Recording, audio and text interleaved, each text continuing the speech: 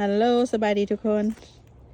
แม่บ้านจะมาแทกอันนี้ให้พวกเจ้าเบิงแทกต้นผักหอมป้อมคอยหนะว่ามันสูงส่ำใดนี่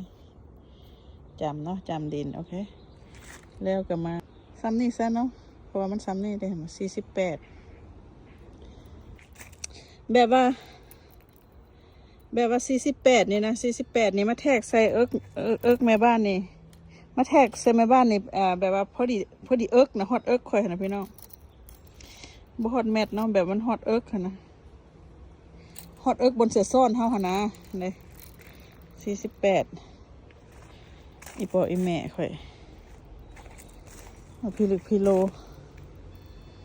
ก็พักป้อมค่อยนี่นะให้เบิ่งอีกนะ48อีหลีพี่น้องกระดอกกระเดี่ยแทกมาแทกอีกต้นนี้แทกต้องพื้นเห็นปะซื้อขึ้นมาโอ้ซื้อขึ้นมาต้นนี้ได้50ปลายน้อยหนึ่งกระดอกกระเดี่ยหอมป้อมพลอย